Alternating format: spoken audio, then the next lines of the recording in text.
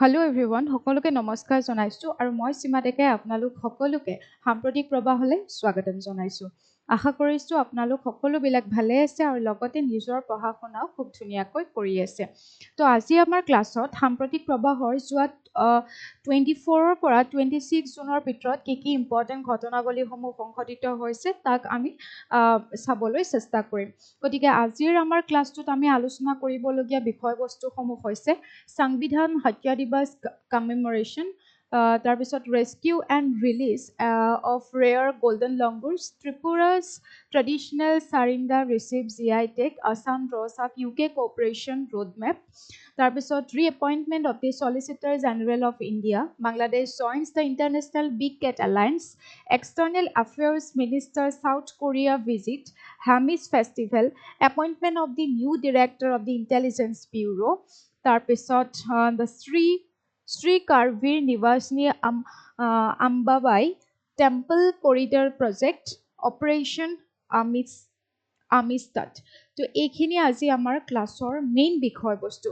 আৰু আমাৰ PDF-সমূহৰ বিষয়ে বহুতে সুধি থাকে। তো PDF-সমূহ আমি অলৰেডি প্ৰত্যেকটো ক্লাছত মই কৈয়ে গৈছোঁ যে PDF-সমূহ আমাৰ মেজেষ্টিক একাডেমীৰ এপত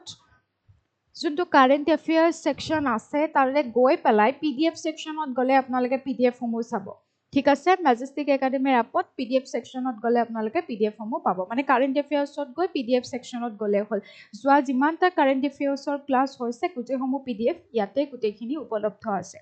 তো ক্লাছটো কৰিব যোৱাৰ আগতে মই লাষ্ট ক্লাছত এটা কুৱেশ্যন সুধিছিলোঁ, যিহেতু পদ্মা এৱাৰ্ডৰ ছেকেণ্ডটো ফেজো অনুষ্ঠিত হৈ গ'ল, অৰ্থাৎ দুটা ফেজত আমাৰ পদ্মা এৱাৰ্ডসমূহ অনুষ্ঠিত হৈছিলে, ৰাষ্ট্ৰপতিৰ দ্বাৰা সেইসমূহ দিয়া হৈছিলে, প্ৰদান কৰা হৈছিলে। গতিকে যদি ছেকেণ্ড ফেজত যদি আমি চাওঁ, এনে আমি অসমৰ টোটেল 5 গৰাকীয়ে কি পাইছে এইবাৰ পদ্মশ্ৰী এৱাৰ্ড লাভ কৰিছে। কিন্তু 5 গৰাকীৰ এগৰাকী ব্যক্তিক ফাৰ্ষ্ট ফেজতে মানে ফাৰ্ষ্ট ফেজ যোনটো অনুষ্ঠিত হৈছিলে সেইটোতে এৱাৰ্ডটো দি দিলে, কিন্তু বাকী 4 গৰাকী ব্যক্তিক ৰিচেণ্টলি দিলে। মই লাষ্ট ক্লাছটোত সেইখিনি বুজাইছিলোঁ। তো তেতিয়া মই আপোনালোকক এটা কুৱেশ্যন সুধিছিলোঁ যে প্ৰথম গৰাকী, অৰ্থাৎ এই 5 গৰাকীৰ ভিতৰত আৰু এগৰাকী আছে, 4 গৰাকী মই পঢ়াইছিলোঁ আৰু 5 নম্বৰ গৰাকী মই যে কৈছিলোঁ যে প্ৰথম ফেজটোত পাইছিলে, তেওঁ কোন আছিলে বুলি মই কুৱেশ্যনটো সুধিছিলোঁ। কাৰণ তেওঁ কোন আছিলে সেয়া মই সেইটো ক্লাছতে বুজাইছিলোঁ। তো লাষ্ট ক্লাছটোত মই আপোনালোকক হোমৱৰ্ক দিছিলোঁ, যে মনত আছেনে নাই চাবৰ কাৰণে মই হোমৱৰ্ক দিছিলোঁ। তো বহুতৰ দুগৰাকী মানে এনচাৰ দিছিলে যে মাণিক বৰবায়ন বুলি দিছিলে, কিন্তু মাণিক বৰবায়ন খেলি মেলি লাগিছে ষ্টুডেণ্টৰ আচলতে, কাৰণ মাণিক বৰবায়নো সত্ৰীয়া আৰ্টিষ্ট হয়। তেখেতৰ বিষয়েও আমি পঢ়িছোঁ, কাৰণ কলাগুৰু বিষ্ণু ৰাভা এৱাৰ্ড যেতিয়া পঢ়িলোঁ, সেই মাণিক বৰবায়ন আৰু মধুসূদন দাস এই দুগৰাকী ব্যক্তিয়ে কলাগুৰু বিষ্ণু ৰাভা এৱাৰ্ড লাভ কৰিছিলে এইবাৰ। গতিকে মাণিক বৰবায়ন সত্ৰীয়া আৰ্টিষ্ট হয়, বাট তেখেতে এইবাৰ এই বৰ্ষত কলাগুৰু বিষ্ণুপ্ৰসাদ ৰাভা এৱাৰ্ডহে লাভ কৰিছে। কিন্তু আমি পদ্মশ্ৰী এৱাৰ্ডত যদি আমি চাওঁ, হৰিচৰণ শইকীয়া আছিলে, যোনে হৰিচৰণ শইকীয়াদেৱে সত্ৰীয়া মানে জগতখনত বা সত্ৰীয়া শিল্পী আছিলে, তেখেতে পদ্মশ্ৰী এৱাৰ্ড লাভ কৰিছে। গতিকে সেইখিনি আপোনালোকে চাই থৈ দিব, ধুনীয়াকৈ কাৰেক্ট কৰি ল'ব। খেলি মেলি লাগে বহুতৰ, কিন্তু সেইটো আমি অকণমান গুৰুত্ব দি পেলাই চাব লাগিব। তো আজি আমি প্ৰথমটো টপিকলৈ যাওঁ, সংবিধান হত্যা দিৱস। তাৰ আগত এটা কুৱেশ্যন মই দি দিছোঁ, the nationwide emergency imposed by the Indira Gandhi government in 1975 lasted for 21 months. What was the specific constitutional ground used to declare it? তো আমি যে জানো, আমি সকলোৱে পঢ়িছোঁ যে 1975ত যদি আমি চাওঁ, 1975ৰ 25 জুনত কি হৈছিলে, নেশ্যনেল ইমাৰ্জেঞ্চি ঘোষণা হৈছিলে। যেতিয়া ইন্দিৰা গান্ধীৰ চৰকাৰ আছিলে তেতিয়া নেশ্যনেল ইমাৰ্জেঞ্চি, তাৰ এনেকুৱা নহয় যে সেইটোৱে নেশ্যনেল ইমাৰ্জেঞ্চি আছিলে বা ৰাষ্ট্ৰীয় জৰুৰীকালীন আছিলে, তেনেকুৱা নহয়। তাৰ আগতো জাতীয় জৰুৰীকালীন সময় ঘোষণা হৈছিলে, কিন্তু 1975ৰ যিটো জাতীয় জৰুৰীকালীন সময় আছিলে সেইটো ইণ্টাৰনেল ডিষ্টাৰবেঞ্চেছৰ কাৰণে, আভ্যন্তৰীণ অশান্তিৰ গ্ৰাউণ্ডছত কি কৰা হৈছিলে, এইটো ঘোষণা কৰা হৈছিলে। গতিকে ইয়াতে আপোনালোকক সুধিব পাৰে কি হ'ব, শুদ্ধ উত্তৰটো অপশ্যন বি হ'ব। গতিকে এইটো আমি অকণমান থুলমূলকৈ চাবলৈ চেষ্টা কৰিম যে কি আছিলে ইমাৰ্জেঞ্চি, বা এতিয়া 25 জুনক কিয় সংবিধান হত্যা দিৱস বুলি কোৱা হয়। তো আপোনালোকে হয়তো নিউজত পাইছে, the ministry of culture and home ministry observe সংবিধান হত্যা দিৱস অন June 25, 2026 তো এই জুন 25, 2026ত সংবিধান হত্যা দিৱস পালন কৰা হ'ল। তাৰ আগতে আমি যদি চাওঁ 2024 চনৰ জুলাই মাহৰ আই থিংক 12 তাৰিখে এইটো অনুমোদন দিয়া হৈছিলে যে প্ৰত্যেক বছৰত 25 জুনক কি হিচাপত পালন কৰিব? সংবিধান হত্যা দিৱস হিচাপত পালন কৰিব। 2024 চনত কেন্দ্ৰীয় মন্ত্ৰালয়ে কি কৰিছিলে? এইটো ঘোষণা কৰিছিলে যে প্ৰত্যেক বছৰৰ 25 জুন তাৰিখে সংবিধান হত্যা দিৱস পালন কৰিব। কিয় পালন কৰিব? কাৰণ এই 25 জুন তাৰিখত 1975ৰ 25 জুন তাৰিখতে কি হৈছিলে? আমাৰ নেশ্যনেল ইমাৰ্জেঞ্চি ঘোষণা কৰিছিলে। কিন্তু 25 জুনত নেশ্যনেল ইমাৰ্জেঞ্চি ঘোষণা কৰিছিলে, অ'কে, কিন্তু সেই দিনটোৰ পৰা যে নেশ্যনেল ইমাৰ্জেঞ্চি যে ঘোষণা কৰিলে, এই ক্ষেত্ৰত আমাৰ সংবিধানৰ কি এনেকুৱা প্ৰভিজন ভায়লেট হৈছিলে বা সংবিধানৰ কি এনেকুৱা প্ৰভিজন উলংঘা হৈছিলে যিটোৰ বাবে আমি ক'ব পাৰোঁ সেই দিনটোক সংবিধান হত্যা দিৱস, অৰ্থাৎ সংবিধানৰ মেইন প্ৰভিজনসমূহক উলংঘা কৰা হৈছিলে। তো সেইকাৰণে কি কৰা হ'ল? সেই ডেটটোক বাছনি কৰা হৈছে সংবিধান হত্যা দিৱস হিচাপত মানে লোৱা হৈছে। গতিকে আমি এইখিনি আৰু অলপ চমুকৈ আমি চাবলৈ চেষ্টা কৰিম। এইবাৰ যিহেতু 50টা বৰ্ষ হৈ গ'ল নেশ্যনেল ইমাৰ্জেঞ্চি যোনটো আভ্যন্তৰীণ অশান্তিৰ মানে গ্ৰাউণ্ডত ঘোষণা কৰিছিলে, সেয়া 50 বৰ্ষ হৈ গ'ল, 50 বছৰ হৈ গ'ল। গতিকে এতিয়া আমি অকণমান ইয়াতে কেনেকুৱাকৈ আমাৰ সাংবিধানিক বা আমাৰ গণতন্ত্ৰ বা আমাৰ সংবিধানৰ সাৰ্বভৌমত্বক কেনেকৈ এই সময়ছোৱাত মানে উলংঘা কৰা হৈছিলে সেইখিনি আমি অকণমান জানিবলৈ চেষ্টা কৰিম। তো আপোনালোকে এইখিনি অলপ গুৰুত্ব দি পেলাই চাব। নোটত আপোনালোকে লিখিব পাৰিব যে 25 জুনক আমি কি বুলি লিখিম? সংবিধান হত্যা দিৱস বুলি আমি লিখিম। অ'কে, তো ইয়াৰে আমি হিষ্টৰিকেল বেকগ্ৰাউণ্ড চালে কি চাম যে 1975ৰ 25 জুনত কি কৰা হৈছিলে? নেশ্যনেল ইমাৰ্জেঞ্চি, জাতীয় জৰুৰীকালীন সময় ঘোষণা কৰা হৈছিলে। ঠিক আছে, জাতীয় জৰুৰীকালীন সময় ঘোষণা কৰা হৈছিলে। চ' জাতীয় জৰুৰীকালীন সময় ঘোষণা কৰা হৈছিলে বা ৰাষ্ট্ৰীয় জৰুৰীকালীন সময় ঘোষণা কৰা হৈছিলে। ৰাষ্ট্ৰীয় বুলি লিখিব পাৰে, ৰাষ্ট্ৰীয় জৰুৰীকালীন সময় ঘোষণা কৰা হৈছিলে। তো আমি সংবিধানৰ 3টা আৰ্টিকল পাওঁ। মেবি আপোনালোক সকলোৱে জানে আৰ্টিকল 352, 356 আৰু 360। 352ৱে কয় ৰাষ্ট্ৰীয় জৰুৰীকালীন সময়, 356এ কয় ষ্টেট ইমাৰ্জেঞ্চি নাইবা ৰাষ্ট্ৰপতিৰ প্ৰেচিডেণ্টছ ৰুল বুলি কয়, ৰাষ্ট্ৰপতিৰ শাসন বুলি কয়। আৰু 368 আৰ্টিকলত কি আছে? Financial emergency. তো আপোনালোকে হয়তো এই প্ৰভিজনখিনি জানে, মই বহুতবাৰ আগতেও বুজাইছোঁ ইয়াকে লৈ পেলাই কি হয়। তো এই 352 আৰ্টিকলত কি কোৱা হৈছে যে আমাৰ ভাৰতৰ সংবিধান অনুসৰি সংবিধানত আৰ্টিকল 352 অনুসৰি কি কোৱা হৈছে যে দেশত তেতিয়াহে ৰাষ্ট্ৰীয় জৰুৰীকালীন সময় ঘোষণা কৰা হ'ব যেতিয়া এক্সটাৰ্নেল এগ্ৰেশ্যন আহিব। ঠিক আছে, এক্সটাৰ্নেল এগ্ৰেশ্যন আহিব, নাইবা এক্সটাৰ্নেল ৱাৰ আহিব, নাইবা ইণ্টাৰনেল ৰেবেলিয়ন হ'ব। ঠিক আছে, ইণ্টাৰনেল ৰেবেলিয়ন বা ইণ্টাৰনেল ডিষ্টাৰবেঞ্চ হ'ব। আগতে এইটো আছিলে কি বুলি যে এক্সটাৰ্নেল এগ্ৰেশ্যন হ'ব পাৰে, এক্সটাৰ্নেল ৱাৰ হ'ব পাৰে, নাইবা যে বাহ্যিক আক্ৰমণ হ'ব পাৰে, কোনোবা দেশে আমাক আক্ৰমণ কৰিব পাৰে, নাইবা কোনোবা দেশৰ লগত আমাৰ যুদ্ধ হ'ব পাৰে, নাইবা আমাৰ দেশৰ ভিতৰতে অশান্তিময় সৃষ্টি হ'লে according to article 352 national emergency ঘোষণা কৰিব পাৰে। তো কি হৈছিলে এই 1975ত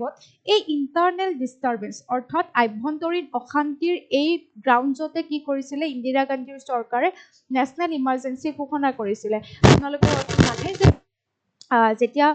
এলাহাবাদ হাইকোৰ্টে ইন্দিৰা গান্ধীৰ নিৰ্বাচনক যেতিয়া এলাহাবাদ হাইকোৰ্টে কি ঘোষণা কৰিছিলে? অবৈধ বুলি ঘোষণা কৰিছিলে। লোকসভাৰ যিটো ইলেকশ্যন ইন্দিৰা গান্ধীয়ে খেলিছিলে, খেলি পেলাই 1971ত ইন্দিৰা গান্ধীৰ চৰকাৰ গঠন হৈছিলে। তেতিয়া আপোনালোকে হয়তো জানে যে ৰাজনাৰায়ণে কি কৰিছিলে? কোৰ্টত পেটিশ্যন দিছিলে। তো সেই পেটিশ্যন অনুসৰি কি হৈছিলে যে এলাহাবাদ হাইকোৰ্টে এইটো ঘোষণা কৰিছিলে যে ইন্দিৰা গান্ধীৰ ইলেকশ্যনটো, লোকসভাৰ ইলেকশ্যনটো ইনভেলিড হয়, ইনলিগেল হয়। গতিকে আগন্তুক 6 বছৰলৈকে তেওঁ কোনো ধৰণৰ এনেকুৱা পলিটিকেলি তেওঁ পাৰ্টিচিপেট কৰিব নোৱাৰিব বুলি ঘোষণা কৰিছিলে। আৰু তেতিয়াই কি হৈছিলে? ইন্দিৰা গান্ধীৰ চৰকাৰে জাতীয় ৰাষ্ট্ৰীয়, আৰু সেই ক্ষেত্ৰত দেই ডাইৰেক্ট ৰাষ্ট্ৰীয় জৰুৰীকালীন তেনেকৈ দিয়া নাছিলে। তাৰ আগে কি হ'ল যে এলাহাবাদ হাইকোৰ্টে সেই সিদ্ধান্তটো দিয়াৰ পিছত কি হৈছিলে? আমাৰ দেশজুৰি, বিশেষকৈ আমি যদি চেণ্ট্ৰেল পাৰ্টখিনি চাওঁ, চেণ্ট্ৰেল নৰ্দাৰ্ণ এই পাৰ্টখিনিত যদি আমি চাওঁ কি হৈছিলে? খুব মানে আন্দোলন হৈছিলে ইন্দিৰা গান্ধীৰ চৰকাৰৰ বিৰুদ্ধে আন্দোলন হৈছিলে কৰাপশ্যনৰ এগেইনষ্টত আন্দোলন হৈছিলে দেশৰ ভিতৰত এক অশান্তিৰ সৃষ্টি হৈছিলে যেনেকৈ আমি জয়প্ৰকাশ নাৰায়ণৰ কথা ক'ব পাৰোঁ সেই সময়ছোৱাত পুৰা আন্দোলনময় হৈ গৈছিলে আৰু তেতিয়াই কি হৈছিলে ইন্দিৰা গান্ধীৰ চৰকাৰে ৰাষ্ট্ৰীয় জৰুৰীকালীন সময় ঘোষণা কৰিছিলে কি গ্ৰাউণ্ডত ইণ্টাৰনেল ডিষ্টাৰবেঞ্চেছ অৰ্থাৎ আভ্যন্তৰীণ অশান্তিৰ গ্ৰাউণ্ডত ঘোষণা কৰা হৈছিলে এতিয়া চাব হা আভ্যন্তৰীণ অশান্তিৰ যোনটো কনচেপ্ট হয় আভ্যন্তৰীণ অশান্তি এইটো খুব মানে স্পষ্ট নহয় অস্পষ্ট হয় কাৰণ আভ্যন্তৰীণ অশান্তি এনেকুৱাও হ'ব পাৰে দেশত কিবা এটা চৰকাৰৰ বিৰুদ্ধে কোনোবাই মাত মাতিছে সেই ক্ষেত্ৰতো ধৰি লওক চৰকাৰে বোলে আভ্যন্তৰীণ অশান্তি হৈছে তো চৰকাৰৰ এইটো ক্ষমতাৰ মিছ ইউজ কৰা হ'ব আচলতে কাৰণ আভ্যন্তৰীণ অশান্তিটো কোনো ধৰণৰ মানে এটা স্পেচিফিক ইয়াৰ মিনিং নাই মানে তো সেইকাৰণে এই ইণ্টাৰনেট ডিষ্টাৰবেঞ্চেছৰ ক্ষেত্ৰত যে এনেকৈ ৰাষ্ট্ৰীয় জৰুৰীকালীন সময় ঘোষণা কৰিলে আৰু তাৰপিছত কি হৈছিলে সেই বৰ্ষকেইটাত 1977ৰ পৰা 21 মাৰ্চ মানলৈকে ঠিক আছে 21 মাৰ্চ মানলৈকে কি হৈছিলে তোমাৰ আমাৰ ভাৰতৰ যিমান জনসাধাৰণ আছে প্ৰত্যেক নাগৰিকৰে আৰ্টিকল 19 কৰ্তন কৰা হৈছিলে যোনটোত আমাৰ ৰাইট টু স্পীচ বা আমাৰ যোনটো ফ্ৰীডম অফ এক্সপ্ৰেছন আছে থট আছে আমি ভাবিব পাৰোঁ চিন্তা কৰিব পাৰোঁ কথা ক'ব পাৰোঁ সেইবোৰ গোটেইবোৰ কৰ্তন হৈ গৈছিলে আৰু এই কৰ্তন কৰিবৰ কাৰণে আৰ্টিকল 358ক পুৰা সক্ৰিয় কৰি তুলিছিলে আৰ্টিকল 358ক পুৰা এক্টিভ কৰি তুলিছিলে কাৰণ আৰ্টিকল 358ত কি লিখা আছে যেতিয়া ৰাষ্ট্ৰীয় জৰুৰীকালীন সময় ঘোষণা হয় তেতিয়া আমাৰ নাগৰিকৰ আৰ্টিকল 19ত থকা গোটেই কথা কোৱাৰ অধিকাৰ বা তাতে আমাৰ চব প্ৰেছৰ অধিকাৰো সোমাই যায় প্ৰেছৰ স্বাধীনতাও সোমাই যায় মানে সংবাদ মাধ্যমৰ এই সকলো মানে কৰ্তন হৈ গৈছিলে দেন আৰ্টিকল 359কো এক্টিভ কৰা হৈছিলে আৰ্টিকল 359 মানে সেই সময়ছোৱাত যদি আমাৰ নাগৰিকৰ যিকোনো এটা ফাণ্ডামেণ্টেল ৰাইটছ অৰ্থাৎ মৌলিক অধিকাৰ উলংঘা হয় বা ভায়লেট হয় আমি কি কৰিব নোৱাৰোঁ কোৰ্টৰ ওচৰলৈ যাব নোৱাৰোঁ বুলি কোৰ্টত আমি পেটিশ্যন দিব নোৱাৰোঁ বুলি এই আৰ্টিকলটো সেইখিনি সময়ত এক্টিভ হৈ পৰিছিলে ৰাষ্ট্ৰীয় জৰুৰীকালীন সময় গতিকে আমি কোৰ্টত যাব নোৱাৰোঁ পুৰা এক্টিভ হৈছিলে তো অভাৰঅল আমাৰ মানুহৰ কি হৈছিলে গোটেই ৰাইটছসমূহ কাৰ্টেল হৈ গৈছিলে বা আমাৰ যদি জীয়াই থকাৰ অধিকাৰ জীৱনৰ অধিকাৰ পাৰ্চনেল লিবাৰ্টি এইসমূহতো আঘাত সনা হৈছিলে সেই সময়ছোৱাত নাইবা যিবোৰ সেই সময়ছোৱাত গণতন্ত্ৰ ৰক্ষাৰ অৰ্থে যোনবিলাক লিডাৰ ওলাই আহিছিলে তেওঁলোকক ধৰি লওক কি হৈছিলে এৰেষ্ট কৰিছিলে ডিটেইন কৰি লৈ গৈছিলে বা তেওঁলোকৰ ট্ৰায়েল প্ৰচেছ হোৱা নাছিলে পিছত তো এনেকুৱা বিভিন্ন ক্ষেত্ৰত আমি ক'ব পাৰোঁ সেই সময়ছোৱাটোত বহুতে ক্ৰিটিচাইজ কৰিব বিচাৰে এই যোনটো 1975ৰ পৰা 1977লৈকে বহু ব্যক্তি এই বছৰটোক এই যোনখিনি 21 মান্থ ঠিক আছে 21টা মাহ যেনেকৈ আমাৰ এই ইমাৰ্জেঞ্চি ঘোষণা হ'ল নেশ্যনেল ইমাৰ্জেঞ্চি হৈছিলে ৰাষ্ট্ৰীয় জৰুৰীকালীন সময় আছিলে এই সময়খিনি সেইকাৰণে মানে বহুতেই কি বুলি কৰে ক্ৰিটিচাইজ কৰে এইকেইটা গ্ৰাউণ্ডছত মই কি ক'লোঁ কি গ্ৰাউণ্ডছত ক্ৰিটিচাইজ কৰে বা কি গ্ৰাউণ্ডছত সমালোচনা কৰিব বিচাৰে এইকেইটা গ্ৰাউণ্ডছত যে আমাৰ নাগৰিকৰ এনেকুৱা হৈছিলে তেনেকুৱা হৈছিলে গতিকে সেইকাৰণে কি কৰিছে 2024 চনত কেন্দ্ৰীয় চৰকাৰে ঠিক আছে 2024 চনত 11 জুলাইত প্ৰথমতে প্ৰধানমন্ত্ৰী নৰেন্দ্ৰ মোদী ডাঙৰীয়াই মানে কেবিনেট মিনিষ্ট্ৰী কি কৰিছিলে এইটো ঘোষণা কৰিছিলে দেন 12 জুলাইত কি কৰা হ'ল ইয়াক গেজেটত প্ৰকাশ কৰা হৈছিলে অৰ্থাৎ অফিচিয়েলি নটিফাইড কৰা হৈছিলে যে এভৰি 25 জুনত প্ৰত্যেক 25 জুনত কি পালন কৰা হ'ব সংবিধান হত্যা দিৱস পালন কৰা হ'ব ঠিক আছে সংবিধান হত্যা দিৱস পালন কৰা হ'ব তো কিয় পালন কৰা হ'ব আপোনালোকে গম পালে এতিয়া হওক অকণমান দুটা আৰু ষ্টেটিকৰ পৰা পইণ্ট মনত ৰাখক এই যে মই যে ক'লোঁ যে ইণ্টাৰনেল ডিষ্টাৰবেঞ্চ বা আভ্যন্তৰীণ ঠিক আছে অলপ দীঘলীয়া হৈ গ'ল নেকি কথাখিনি বাৰু যি কি নহওক এইখিনি জানিবলগীয়া আছিলে যদিও বা ষ্টেটিকৰ পৰ্চন হয় তো অকণমান কৈ থৈ দিওঁ আভ্যন্তৰীণ অশান্তি ঠিক আছে এই আভ্যন্তৰীণ অশান্তি এই যোনটো আভ্যন্তৰীণ অশান্তিৰ গ্ৰাউণ্ডতে এনেকৈ নেশ্যনেল ইমাৰ্জেঞ্চি ঘোষণা কৰা হয় তো পিছৰখন যিখন চৰকাৰ আহে 1977ত জনতা গভৰ্ণমেণ্ট আহিছিলে এই জনতা চৰকাৰখনে কি কৰিছিলে যে এই আভ্যন্তৰীণ অশান্তিৰ এই কথাটো স্পষ্ট নহয় চৰকাৰে যেতিয়া মন তেতিয়াই এইটোক ব্যৱহাৰ কৰি পেলাই ইমাৰ্জেঞ্চি ঘোষণা কৰি দিব পাৰে গতিকে কি ক'লে যে এইটো এটা সঠিক ৱে নহয় নেশ্যনেল ইমাৰ্জেঞ্চি ঘোষণা কৰিবৰ কাৰণে এইকেইটা থাকিব ধৰি লওক এক্সটাৰ্নেল ৱাৰ হওক বা এক্সটাৰ্নেল এগ্ৰেশ্যন হওক যোনকেইটা বাহিৰৰ পৰা বাহ্যিক আক্ৰমণ বা যুদ্ধ এইবোৰতো থাকিব, একেটা গ্ৰাউণ্ডত নেশ্যনেল ইমাৰ্জেঞ্চি দিব পাৰিব। কিন্তু এই আভ্যন্তৰীণ অশান্তিৰ ঠাইত কোনটো ৱৰ্ড আনি দিয়া হ'ল? আভ্যন্তৰীণ অশান্তিৰ ঠাইত আৰ্ম ৰেবেলিয়ন আনি দিয়া হ'ল, অৰ্থাৎ সশস্ত্ৰ বিদ্ৰোহ। ঠিক আছে, সশস্ত্ৰ বিদ্ৰোহ। এই সশস্ত্ৰ বিদ্ৰোহ মানে অৰ্থাৎ দেশৰ ভিতৰত যদি যুদ্ধ বিগ্ৰহ হয়, দেশৰ ভিতৰত যদি মানুহে অস্ত্ৰ শস্ত্ৰ লৈ কাজিয়া কৰে, তেতিয়াহে কি কৰিব পাৰিব, মানে নেশ্যনেল ইমাৰ্জেঞ্চি দিব পাৰিব। এটা গ্ৰাউণ্ড সেইটো, আৰু বাকী দুটা ছেমে থাকিব। খালি এইটোক ৰিপ্লেচ কৰা হ'ল এইখন চৰকাৰে। কেতিয়া? 1977ত এইখন চৰকাৰ আহিছিলে। তো এইখন চৰকাৰৰ দ্বাৰা 1978ত 44th কনষ্টিটিউচনেল এমেণ্ডমেণ্ট এক্ট অৰ্থাৎ 44তম সংবিধান সংশোধনী আইনৰ জৰিয়তে এই ৱৰ্ডটোক এড কৰা হৈছিলে। ঠিক আছে, আৰু এটা আমি সংবিধান হত্যা দিৱসৰ আৰু এটা কাৰণ জানো যে বাৰু ইমানখিনি এতিয়া জানিব নালাগে। 1976ত আৰু এখন 42nd এমেণ্ডমেণ্ট এক্ট পাছ হৈছিলে, যোনখন এমেণ্ডমেণ্ট এক্ট ইন্দিৰা গান্ধীৰ চৰকাৰে পাছ কৰিছিলে। মানে ইন্দিৰা গান্ধীৰ চৰকাৰ থকাৰ সময়ত, অৰ্থাৎ নেশ্যনেল ইমাৰ্জেঞ্চি চলি থকাৰ সময়ত, সেইখিনি সময়ত চৰকাৰে কি কৰিছিলে, পাৰ্লিয়ামেণ্টক বহুত পাৱাৰ দি দিছিলে, সংসদক বহুত পাৱাৰ দি দিছিলে, তেওঁলোকক আনলিমিটেড পাৱাৰ দি দিছিলে। কিন্তু জুডিচিয়াৰীক আমি কি বুলি কওঁ? জুডিচিয়াৰী আমাৰ কনষ্টিটিউচনৰ ৰক্ষক বুলি কওঁ, সংবিধানৰ আমাৰ ৰক্ষক বুলি কওঁ। এই জুডিচিয়াৰীৰ পাৱাৰ লিমিট কৰি দিয়া হৈছিলে। তো এইবোৰ ক্ষেত্ৰতো মানে বহুতে মানে ক্ৰিটিচাইজ কৰে আৰু, কিন্তু পিছত এইখিনি বস্তু 44 কনষ্টিটিউচনেল এমেণ্ডমেণ্ট এক্টৰ জৰিয়তে সেইখিনি বাৰু উঠাই লোৱা হয়। বাৰু যি কি নহওক, এনেকুৱা বিভিন্ন গ্ৰাউণ্ডছত আমাৰ কি কৰা হৈছিলে, এই ডেটটো বিভিন্ন ধৰণে ক্ৰিটিচাইজ কৰা হয়, সেইকাৰণে এইখিনি সময়ত, আৰু সেইকাৰণে এই ডেটটোক আমি সংবিধান হত্যা দিৱস হিচাপত আমি পালন কৰিম বুলি কোৱা হৈছে। তো এইখিনি আপোনালোকে ধুনীয়াকৈ চাই থৈ দিব। নেশ্যনেল ইমাৰ্জেঞ্চি কি গ্ৰাউণ্ডছত হয় মই কৈ দিলোঁ। প্ৰেচিডেণ্টছ ৰুল বা ষ্টেট ইমাৰ্জেঞ্চি 356 আৰ্টিকলত কি কোৱা হৈছে, এইটো কিয় প্ৰেচিডেণ্টছ ৰুল কিয় দিয়ে? যেতিয়া আমাৰ এখন পাৰ্টিকুলাৰ ষ্টেট, যেতিয়া এখন আমাৰ স্পেচিফিক ৰাজ্য, ধৰি লওক অসমতে এনেকুৱা ধৰি লওক এতিয়া বহুত ডাঙৰ কিবা এনেকুৱা চিটুৱেশ্যন হৈছে, যোনটো কাৰণে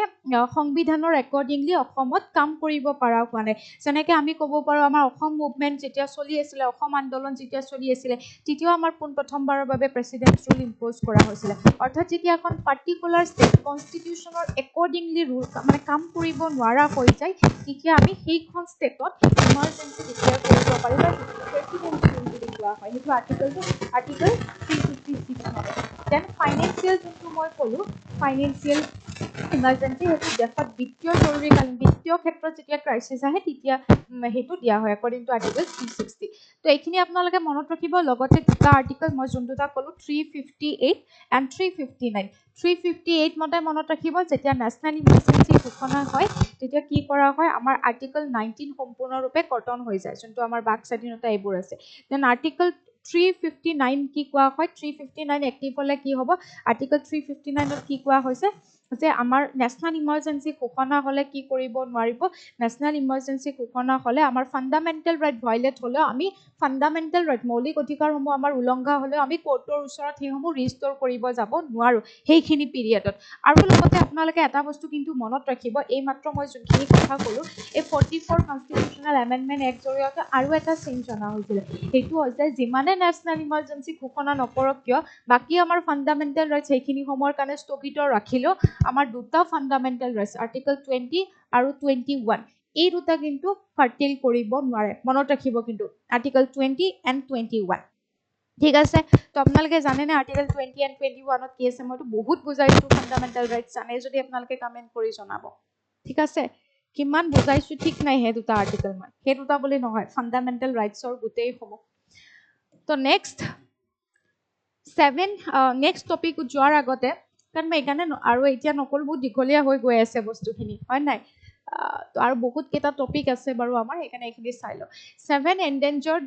golden langurs rescued from traffickers were recently released into Sikna Swallow National Park. This park is located in which of the following district of Assam? তো ৰিচেণ্টলি আমি এটা নিউজ পাইছিলোঁ যে 7টা এনডেঞ্জাৰ্ড, মানে খুব বিলুপ্ত প্ৰায় হৈ গৈছে আমাৰ সেই যিটো সোণালী বান্দৰ, গল্ডেন লংগুৰ্ছ মানে সোণালী বান্দৰ, আমাৰ বিশ্বৰ ভিতৰত যদি আমি চাওঁ, বিশ্বত প্ৰায় এইটো বিলুপ্ত হৈ গৈছে। আমাৰ পশ্চিম ছাইডৰ, অসমৰ পশ্চিম দিশে, অৰ্থাৎ মানস ৰিভাৰৰ পৰা চাংকোচ ৰিভাৰলৈকে সেইখিনি পাৰ্টত ক'ব পাৰোঁ, আৰু ভূটানৰ কিছু প্ৰান্ততহে এতিয়া এইবিধ বান্দৰ বা এইবিধ প্ৰজাতি পোৱা যায়। গতিকে ই এনডেঞ্জাৰ্ড, আমি লিষ্টত যদি আমি চাওঁ, ই এনডেঞ্জাৰ্ড ইয়াৰ ষ্টেটাছটো মানে বিলুপ্ত প্ৰায় হৈ গৈছে গতিকে ৰিসেন্টলি আমি গম পাইছিলো যে 7টা এনেকুৱা চোৰাং চিকাৰীয়ে ধৰা 7টা গোল্ডেন লংগুৰছক কি কৰা হৈছে বা 7টা সোণালী বান্দৰক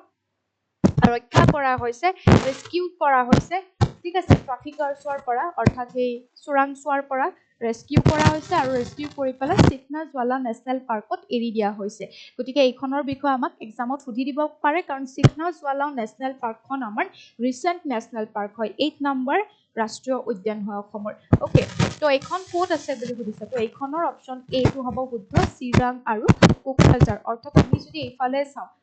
ৰায়মনা ঠিক আছে আমাৰ একদম অসমৰ ৱেষ্টাৰ্ণ পশ্চিম দিশত থকা যিখন নেশ্যনেল পাৰ্ক সেইখন হৈছে ৰায়মনা আৰু তাৰে পিছত এইফালে আছে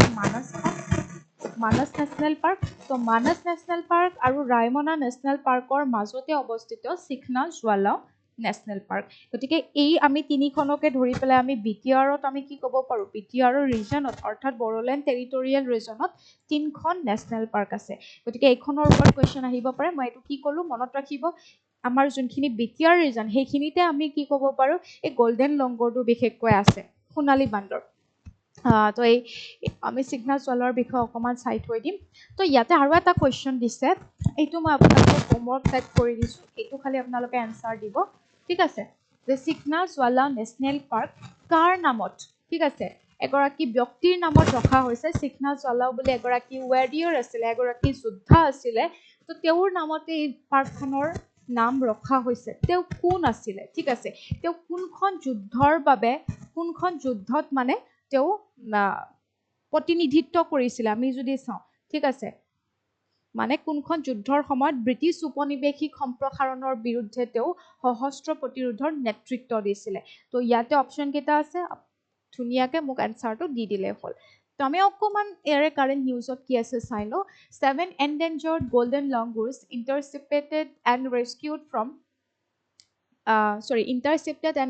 from wildlife traffickers were successfully released back into the wild তো আমাৰ কি হ'ল এনেকুৱাকে সোণালী বান্দৰ এতিয়া হয়তো আপোনালোকে ধৰিব পাৰিছে এনেকে এৰি দিয়া হ'ল আৰু এই চাওক the primates were released into the Sikhna Jwhwlao national park which straddles the Chirang and Kokrajhar district within the Bodoland territorial region তো বিটিআৰত পৰে এখন মই অলৰেডি ক'লোৱে মানাস এণ্ড ৰায়মনাৰ মাজত ই অৱস্থিত তো এই চিকনাজৱালাত ৰিচেণ্টলি এৰি দিয়া হ'ল আৰু লগতে এই চিকনাজৱালাৰ বিষয়ে আমাক যদি সোধে তাৰ আগত আমি চাই লওঁ এই গোল্ডেন লংগুৰৰ কি বুলি কোৱা হয় গিজ গোল্ডেন লংগুৰ ইয়াৰ যদি আপোনালোকে চাইণ্টিফিক নামটো চায় তেতিয়াহ'লে ট্ৰেখিপিথেকাছ গেই আই এম ছ' চৰি যদি মোৰ প্ৰনাউন্সিয়েশ্যনটো ভুল হৈছে ট্ৰেখিপিথেকাছ গেই বুলি কোৱা হয় তো এইটো হৈছে গোল্ডেন লংগুৰৰ চাইণ্টিফিক নেম কেতিয়াবা সুধিব পাৰে তো এইটো আমি প্ৰেজেণ্টলি আমি যদি চাওঁ ইয়াকতো আমি বিলুপ্ত প্ৰায় বুলি কৈছোঁ তো অসমৰে কিছু অঞ্চল আৰু ভূটানৰ কিছু অঞ্চলতহে ইয়াক পোৱা যায় সেইকাৰণে it is listed as endangered on the IUCN red list তো ৰেড লিষ্টত ইয়াৰ এনডেঞ্জাৰ্ড ইয়াৰ ষ্টেটাছটো হৈছে বিলুপ্ত প্ৰায় ষ্টেটাছ তো এইটো আপোনালোকে মনত ৰাখিব সুধিব পাৰে গোল্ডেন লংগুৰৰ ষ্টেটাছটো বৰ্তমান সময়ত কেনেকুৱা ই এনডেঞ্জাৰ্ড হয় ই পুৰা মানে ই বিলুপ্ত প্ৰায় হয় নাইবা ই সংৰক্ষিত হয় নাইবা ই এনেকুৱা এটা অপশ্যনত আহিব পাৰে বিলুপ্ত প্ৰায় বা এনেকুৱা ধৰণে আপোনালোকে দেখিব অপশ্যনত তো সেইটো মনত ৰাখি থৈ দিব then Sikhna Jwhwlao is formally notified as Assam's 8th national park বা 3rd national park within the Bodoland territorial region followed the Manas and Raimana National Park. So চিকনাখনক আমি যদি চাওঁ অফিচিয়েলি নটিফাইড হ'ল 2025 মাৰ্চ মাহত ঠিক আছে ফেব্ৰুৱাৰীত সিদ্ধান্ত প্ৰথমতে 2024 চনতে অসম চৰকাৰে সিদ্ধান্ত লৈছিল তো 2025 বৰ্ষত ই অফিচিয়েলি নটিফাইড হৈ গ'ল as a 8th number national park তো এই নেশ্যনেল পাৰ্কখনতো আমি বিশেষকৈ ফেমাছ আমি ক'ব পাৰোঁ গোল্ডেন লংগুৰৰ কাৰণে বিখ্যাত হয় তো ইয়াতে মই গোটেইখিনি দি দিছোঁ চাই থ'লে হ'ল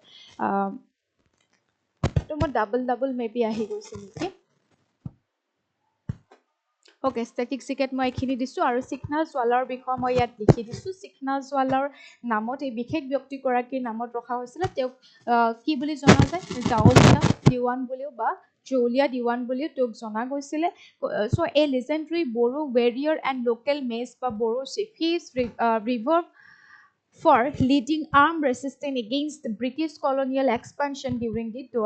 war between the Bhutan and British East India Company কেতিয়াবা সুধিব পাৰে এই warখন এই যুদ্ধখন কিয় হৈছিলে কিহৰ বাবে হৈছিলে বা কাৰ মাজত হৈছিলে আৰু সেই যুদ্ধখনতে আমি যদি চাওঁ ব্ৰিটিছ উপনিৱেশিক বা ব্ৰিটিছৰ এক কলোনিয়েল সম্প্ৰসাৰণৰ বিৰুদ্ধে কি কৰিছিলে এইগৰাকী যোদ্ধাই মাত মাতিছিলে তো আপোনালোকে এই নামটো মনত ৰাখিব চিখনা জৱালাও নেশ্যনেল পাৰ্কখন যে এনেকৈ নামাকৰণ কৰা হ'ল কোনগৰাকী ব্যক্তিৰ বা কিয় নামাকৰণ কৰা হৈছিল সেইটো সুধিব পাৰে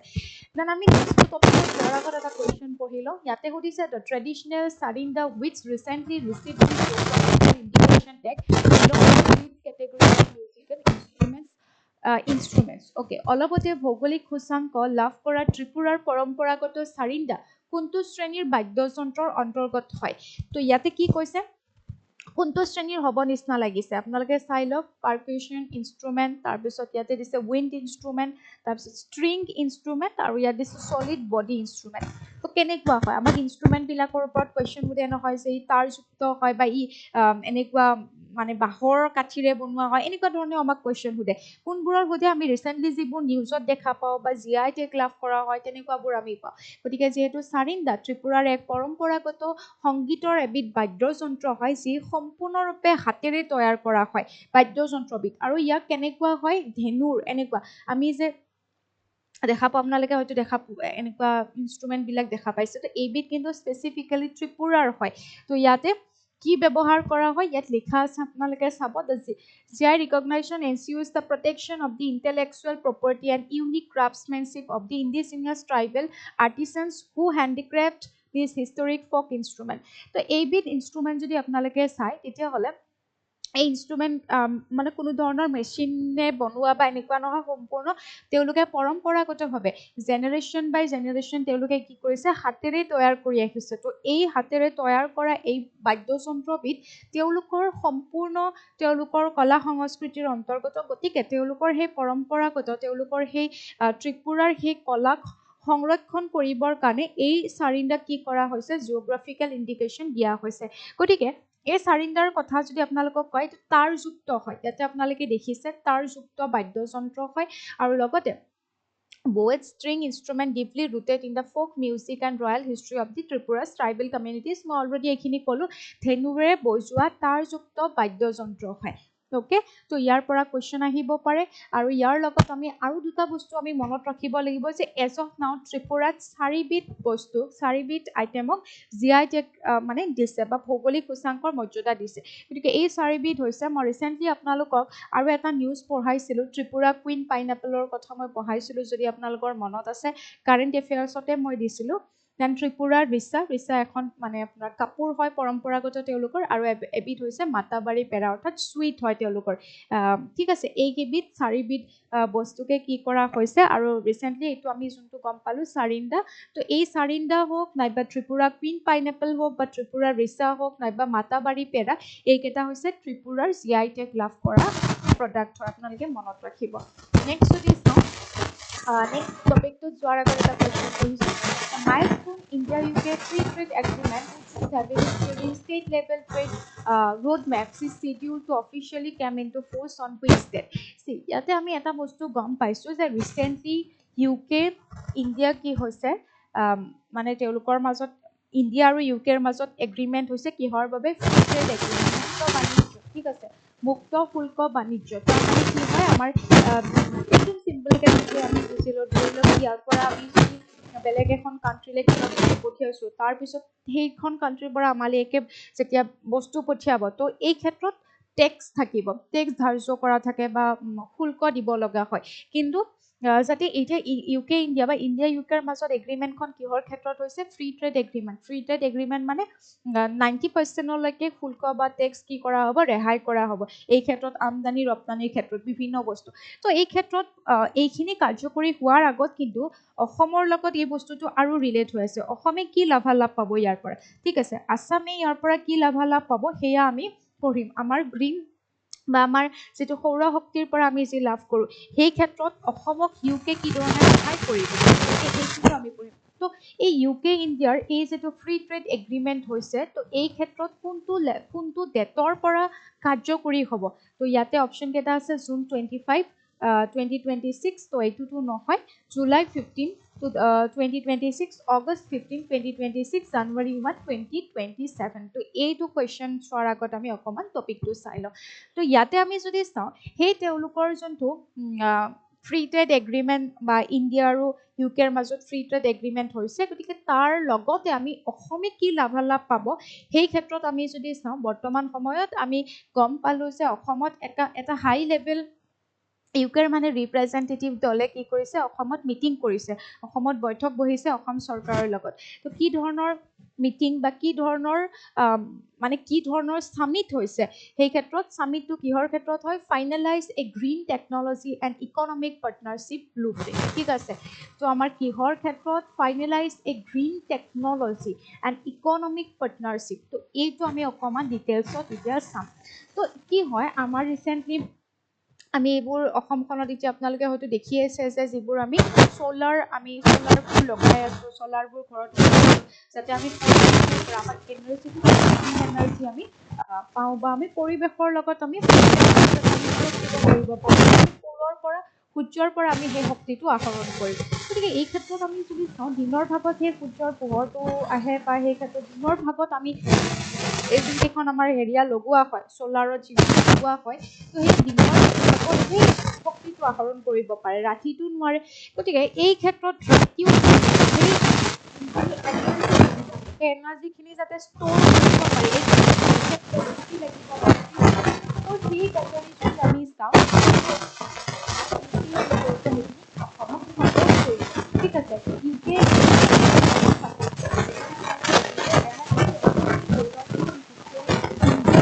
ফ্ৰী ট্ৰেড এগ্ৰিমেণ্ট মই যোনটো ক'লোঁ যে ইয়াৰ পৰা তালৈকে বস্তু নিয়া বা তাৰ পৰা ইয়ালৈকে বস্তু নিয়াৰ ক্ষেত্ৰত 90% টেক্স ৰেহাই হ'ব কিন্তু এই ক্ষেত্ৰত অসমৰ লগত আৰু কি লাভ হ'ব আমি যদি চাওঁ অসমৰ লগত এনেকুৱা ধৰণৰ লাভ হ'ব যেনেকৈ ক'লোঁ ইউকে পেক supported battery energy storage system analyse report customise for a Assam power distribution company limited অৰ্থাৎ এপিডিচিএলৰ লগত এইখিনি ক্ষেত্ৰত মানে এক বিশদভাৱে আলোচনা হৈছে যে এপিডিচিএলত তেনেকুৱা ধৰণৰ বেটাৰী প্ৰভাইড কৰিব সেনেকুৱা ধৰণৰ টেকনলজিৰ ক্ষেত্ৰত ছাপৰ্ট কৰিব যাতে এপিডিচিএলে সমগ্ৰ অসমত যাতে সেই পাৱাৰটো ষ্ট'ৰ কৰিব পাৰিব বা সেই পাৱাৰটো অসমত দিব পাৰিব সেই ধৰণে কি কৰা হৈছে কথা পতা হৈছে আৰু লগতে এই ইউকে আৰু ইণ্ডিয়াৰ এই এগ্ৰিমেণ্টৰ লগত অসমৰ লগত যিখন এগ্ৰিমেণ্ট হোৱাৰ লগতে অসমৰ লগত যি ধৰণৰ বৈঠক বহি গৈছে এই বৈঠকত যদি আমি চাওঁ তেওঁলোকে বিভিন্ন ধৰণৰ প্ৰযুক্তিৰে ছাপৰ্ট কৰিব যেনেকৈ যিবোৰ কৃত্ৰিম বানপানী হওক নাইবা ৰাস্তা ঘাটৰ ক্ষেত্ৰত হওক বানপানীবোৰ ৰোধ কৰাৰ ক্ষেত্ৰত হওক কি ধৰণৰ প্ৰযুক্তি ব্যৱহাৰ কৰিব পাৰি এই ক্ষেত্ৰতো অসমক সহায় কৰিব গতিকে এইটো এটা খুব ইম্পৰ্টেণ্ট বৈঠক বহিছিলে ৰিচেণ্টলি তো আপোনালোকক সুধিব পাৰে ইয়াৰ ওপৰত কুৱেশ্যন তো ইয়াতে আমি হেৰিয়া কেতিয়াৰ পৰা ই অফিচিয়েলি মানে কাৰ্যকৰী হ'ব ইণ্ডিয়া আৰু ইউকেৰ এই যিটো ফ্ৰী ট্ৰেড এগ্ৰিমেণ্ট মুক্ত বাণিজ্য যি নীতি এয়া কেতিয়াৰ পৰা হ'ব জুলাই 15 2026 পৰা হ'ব তো এপিডিচিএলৰ লগত আমাৰ অসমৰ এপিডিচিএলৰ লগত কথাখিনি সংযোগ হ'ল অসমৰ বস্তুখিনি পঢ়িলোঁ গতিকে এপিডিচিএলৰ কথা কেতিয়াবা কুৱেশ্যন আহিব পাৰে কেতিয়া ই প্ৰতিষ্ঠা হৈছিলে ঠিক আছে হয়তো এইটোৰ ওপৰত কুৱেশ্যন আহিব পাৰে তো এইখিনি আছিলে নেক্সট টপিকত যোৱাৰ আগত এটা কুৱেশ্যন চাই লওঁ who has been reappointed as the solicitor general of India for a fresh 3-year term starting July 1 2026 তো চলিচিটাৰ জেনেৰেল আমি যদি চাওঁ এই পোষ্টটোনো কি হয় আমি জানিব লাগিব তো চলিচিটাৰ জেনেৰেল হিচাপত প্ৰথমতে আমি গম পালোঁ যে পুনৰ তেওঁকে এপইণ্ট কৰা হৈছে তেখেত কোন আছিলে তুষাৰ মেহতা তো চলিচিটাৰ জেনেৰেল তুষাৰ মেহতা তেখেতক কি কৰা হৈছে নিযুক্ত কৰা হৈছে ঠিক আছে চলিচিটাৰ জেনেৰেল হিচাপত নিযুক্ত কৰা হৈছে গতিকে এই চলিচিটাৰ জেনেৰেলৰ কনচেপ্টটো আমি অকণমান চাই থৈ দিম তেওঁ 2018 চনৰ পৰাই আছিলে আৰু এতিয়া আকৌ তেওঁক 2026 বৰ্ষত তেওঁক আকৌ তেওঁৰ টাৰ্মটো 2029 বছৰলৈকে 29 বৰ্ষলৈকে তেওঁক এক্সটেণ্ড কৰা হ'ল ঠিক আছে চ' তুষাৰ মেহতা হ'ব চলিচিটাৰ জেনেৰেল আপোনালোকক সুধিব পাৰে কেতিয়াবা কুৱেশ্যন তো তেখেতৰ যদি আমি চাওঁ কাৰ্যকাল কেতিয়াৰ পৰা আৰম্ভ হ'ব এনেতো 2018 চনৰ পৰাই তেখেতে ভাৰতত এজ এ চলিচিটাৰ জেনেৰেল কাম কৰি আছে আকৌ তেওঁক এক্সটেণ্ড কৰি দিয়া হ'ল আকৌ তেওঁক ৰিএপইণ্ট কৰা হ'ল গতিকে এই যে ৰিএপইণ্ট কৰিলে ফৰ 3 years তেওঁক 3 বছৰৰ কাৰণে আকৌ তেওঁক নিৰ্বাচিত নহয় তেওঁক আকৌ কি কৰিছে নিযুক্ত কৰিছে গতিকে সেই 3 ইয়াৰ্ছৰ কাৰণে যে নিযুক্ত কৰিছে সেই কাৰ্যকালটো তেওঁৰ কেতিয়াৰ পৰা ইফেক্টিভ হ'ব July 1 2026 and will run until June 2029 গতিকে আপোনালোকে মনত ৰাখিব যে তুষাৰ মেহতা তেখেত হৈছে ছেকেণ্ড লংগেষ্ট চলিচিটাৰ জেনেৰেল বুলি আমি ক'ব পাৰোঁ কাৰ্যকালত থকা ভাৰতৰ দ্বিতীয়গৰাকী মানে দীঘলীয়া সময়ৰ কাৰণে কাৰ্যকালত থকা দ্বিতীয়গৰাকী ব্যক্তি হৈছে তুষাৰ মেহতা গতিকে তেখেতৰ ওপৰত কুৱেশ্যন আহিব পাৰে আপোনালোকে চাই থ'ব এতিয়া আমি অকণমান চাওঁ যে চলিচিটাৰ জেনেৰেল কি হয় চাব আমি ভাৰতৰ সংবিধানত এটা বস্তু পঢ়োঁ যে আৰ্টিকল 76 অনুসৰি কি পঢ়োঁ attorney general of India attorney general of India এই বস্তুৰ বিষয়ে আমি পঢ়োঁ এটৰ্নি জেনেৰেল যিটো সাংবিধানিক বডি হয় এটৰ্নি জেনেৰেল আমি কি বুলি কওঁ যোনটো হাইয়েষ্ট ল অফিচাৰ বা হাইয়েষ্ট লিগেল অফিচাৰ বুলি আমি তেওঁক জানো ঠিক আছে চবতকে হাইয়েষ্ট ল অফিচাৰ বা হাইয়েষ্ট লিগেল এডভাইজাৰ বুলি কোৱা হয় চেণ্ট্ৰেল গভৰ্ণমেণ্টৰ আৰু একদম চিম্পলকৈ বুজি ল'লে হ'ল আমি যেনেকৈ নৰ্মেল মানুহে ধৰি লওক নিজৰ কিবা কেছ যদি হয় তেতিয়াহ'লে কি হয় এগৰাকী এডভকেট বা এগৰাকী উকিল হায়াৰ কৰা হয় নিজৰ কেছটো ডিফেণ্ড কৰাবৰ কাৰণে ঠিক আছে এগৰাকী উকিল বা এডভকেট হায়াৰ কৰা হয় ঠিক তেনেকুৱাকৈ চেণ্ট্ৰেল গভৰ্ণমেণ্টকো ৰিপ্ৰেজেণ্ট কৰিবৰ কাৰণে এগৰাকী ব্যক্তি থাকিব এগৰাকী আপোনাৰ ব্যক্তি থাকিব যাক কোৱা হয় এটৰ্নি জেনেৰেল বুলি তেওঁ হৈছে চেণ্ট্ৰেল গভৰ্ণমেণ্টৰ মুখ্য মানে মেইন মানে ৰিপ্ৰেজেণ্টেটিভ বা মেইন তেওঁ লিগেল এডভাইজাৰ হয় ল অফিচাৰ হয় ফাৰ্ষ্ট ল অফিচাৰ বুলি তেওঁক কোৱা হয় ঠিক আছে এটৰ্নি জেনেৰেলক ফাৰ্ষ্ট ল অফিচাৰ বুলি কোৱা হয় ফাৰ্ষ্ট ল অফিচাৰ তো ফাৰ্ষ্ট ল অফিচাৰ হ'বলৈ আমি যদি চাওঁ তেওঁ কেনেকুৱা ব্যক্তি হ'ব লাগিব তেওঁৰ এই আইনী জ্ঞানবিলাক তেওঁৰ থাকিব লাগিব তো আইনী জ্ঞান থাকিব হ'লে তেওঁ যিহেতু চেণ্ট্ৰেল গভৰ্ণমেণ্টক ৰিপ্ৰেজেণ্ট কৰিব তো তেওঁৰ আইনী জ্ঞানসমূহ কেনেকুৱা হ'ব এগৰাকী সুপ্ৰিম কোৰ্টৰ জাজ হ'বৰ কাৰণে যিবোৰ জ্ঞান যিখিনি কোৱালিফিকেশ্যন থাকিব লাগে এগৰাকী সুপ্ৰিম কোৰ্টৰ জাজ হ'বলৈ যেনেকৈ 5 years মিনিমাম কি হ'ব লাগিব হাই কোৰ্টৰ 5 years মিনিমাম জাজ হ'ব লাগিব নাইবা হাই কোৰ্টৰ 10 years মিনিমাম জাজ হ'ব লাগিব হয়নে নাই এইখিনি থাকিলে সুপ্ৰিম কোৰ্টৰ জাজ হ'ব পাৰি আৰু এই সুপ্ৰিম কোৰ্টৰ জাজ হ'বলৈ যিখিনি কোৱালিফিকেশ্যন লাগে সেইখিনি কোৱালিফিকেশ্যন যদি অইন এগৰাকী ব্যক্তিৰ তেনেকুৱা ব্যক্তিৰ যদি কোনোবা আছে তেখেতক প্ৰেচিডেণ্টে as a attorney general declare কৰিব পাৰে তেওঁ হাইয়েষ্ট ল অফিচাৰ হয় বা ফাৰ্ষ্ট ল অফিচাৰ হয় চেণ্ট্ৰেল গভৰ্ণমেণ্টৰ তো এই এটৰ্নি জেনেৰেলৰ ঠিক পিছৰ পজিশ্যনটোৱে হৈছে চলিচিটাৰ জেনেৰেল তো চলিচিটাৰ জেনেৰেল হৈছে ছেকেণ্ড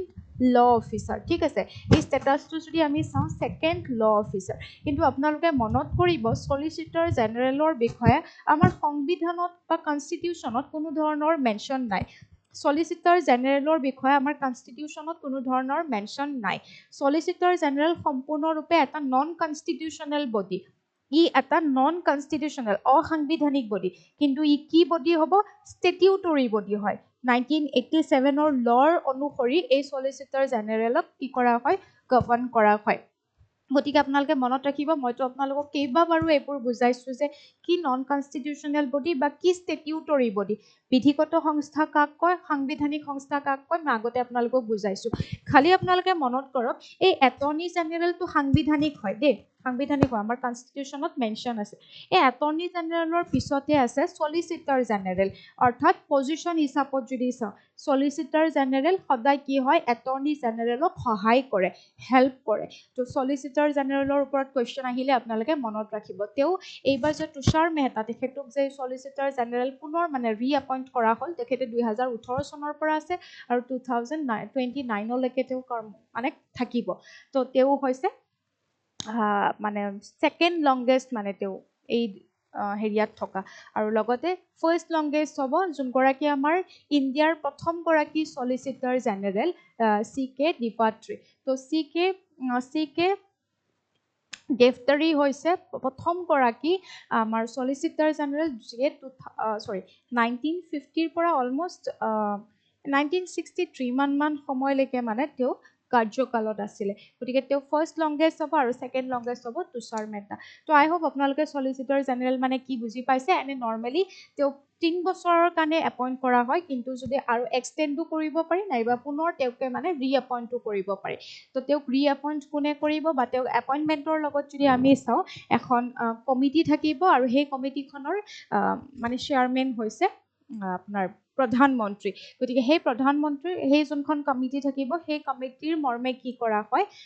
আপোনাৰ প্ৰেচিডেণ্টে তেওঁক এপইণ্ট কৰিব সেই কমিটিখন থাকিব খুবেই ইম্পৰ্টেণ্ট আপোনালোকক সুধিব পাৰে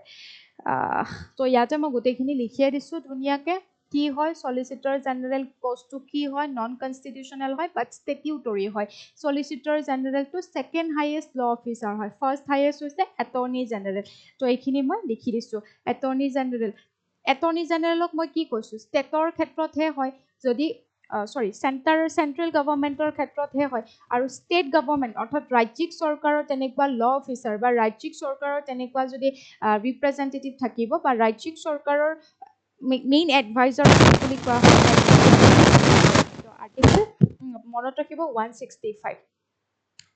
আগতে মই কেইবাবাৰো বুজাইছোঁ এইকেইটা টপিক নেক্সট টপিকত যোৱাৰ আগত কুৱেশ্যনটো পঢ়ি লওঁ in June 2026 which country officially joined the India-led International Big Cat Alliance as its 27th member nation তো বাংলাদেশে ৰিচেণ্টলি এই যোনটো ইণ্টাৰনেশ্যনেল বিগ কেট এলায়েন্স এই ইয়াতে ৰিচেণ্টলি কি কৰিছে জইন কৰিছে শুদ্ধ উত্তৰ হ'ব বাংলাদেশ কিমান সংখ্যক দেশ হিচাপত 27 সংখ্যক দেশ হিচাপত তো এতিয়া আমি আহোঁ যে এই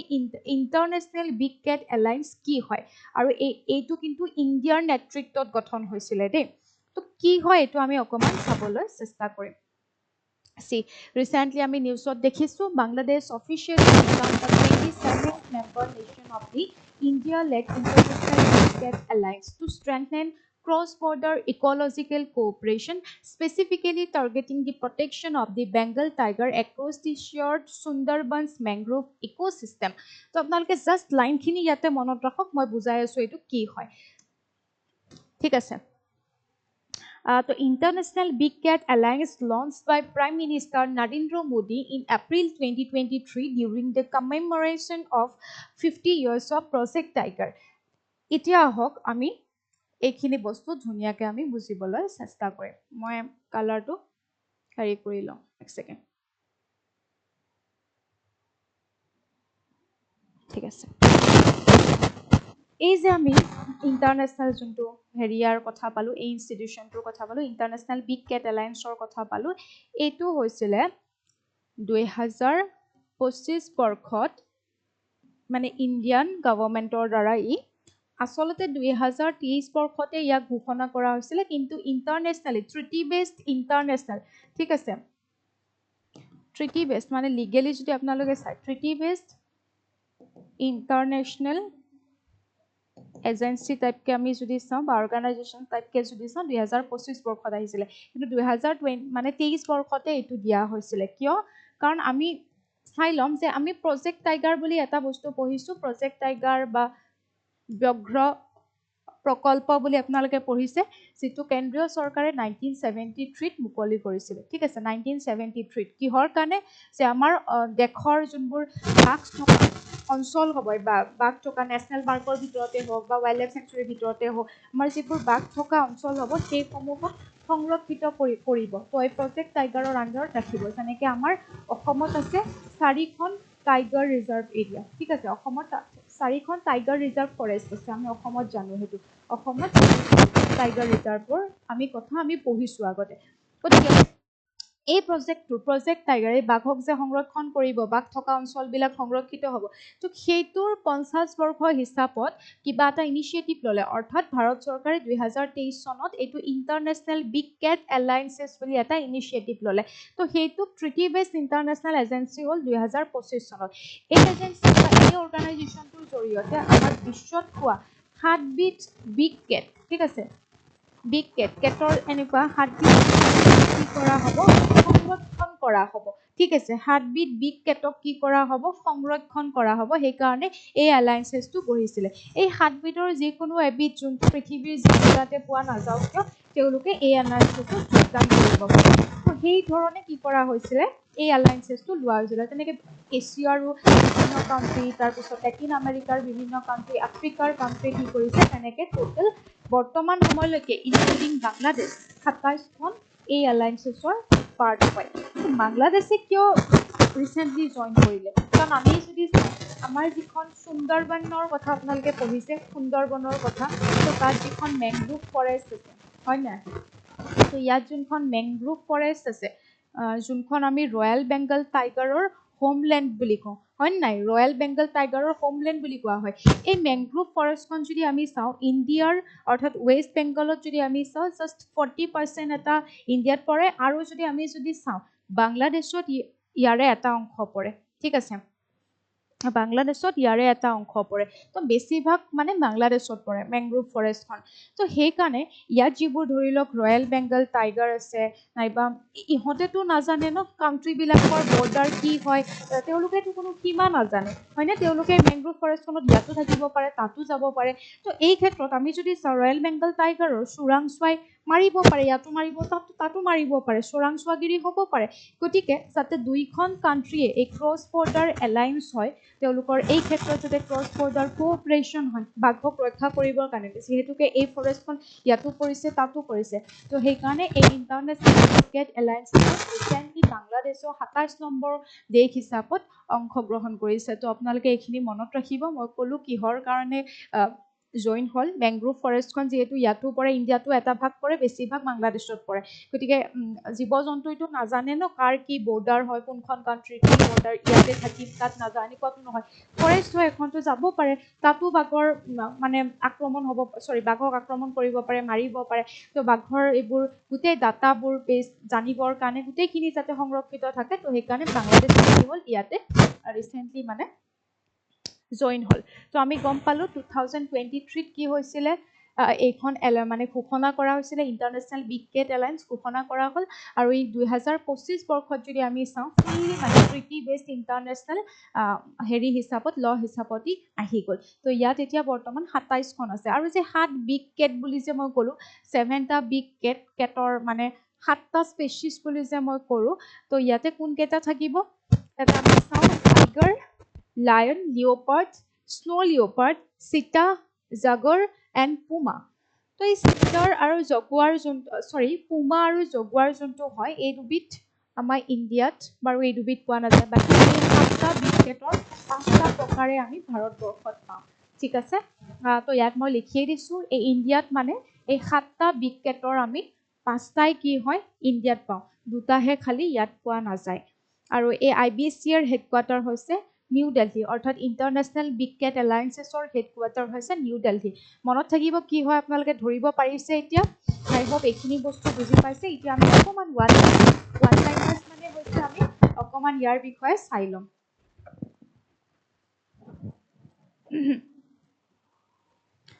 তো ইয়াতে কি আছে নেক্সটটো মানে যোনটো ওৱান লাইনৰ সৰুকৈ ব্ৰিফকৈ মই দি দিছোঁ তথাপি কুৱেশ্যন মই এটা দি দিছোঁ external affairs minister doctor Jaishankar recently visited South Korea to address the Jeju forum which famous geographical line divides North Korea and South Korea তো ৰিচেণ্টলি আমি যদি চাওঁ doctor S Jaishankar South Korea visit কৰিছিলে তাৰ মিটিঙত মানে ভাষণ দিছিলে তো সেই চাউথ কোৰিয়াত গৈছে তো চাউথ কোৰিয়া আৰু নৰ্থ ষ্টেটিকৰ পৰাই কুৱেশ্যনটো দিয়া হৈছে কোনডাল বিখ্যাত ৰেখাই মানে উত্তৰ কোৰিয়া আৰু দক্ষিণ কোৰিয়াক বিভক্ত কৰিছে answer will be C38 parallel তো এই যে আমাক ৰিচেণ্টলি যোনবোৰ দেশৰ কথা থাকে সেইবোৰ দেশৰে মানে ইণ্টাৰনেশ্যনেল বাউণ্ডেৰীৰ কথা আমাক কুৱেশ্যনত সোধে হয়নে নাই তো আমি অকণমান নিউজটো চাই লওঁ নিউজটোত মই একদম ব্ৰিফকৈ দি দিছোঁ ইয়াৰ পৰা বহুত কুৱেশ্যন একো নাহে সেইকাৰণে মই চিম্পলকৈ দি থৈ দিছোঁ ইয়াতে জয়শংকৰে ভিজিট কৰিছিলে চাউথ কোৰিয়া দুখন নেশ্যনৰ মাজত কৌশলগত কৰিবৰ কাৰণে একজেক্টলি আমি যদি চাওঁ আমাৰ যিবোৰ এৰিয়াবিলাক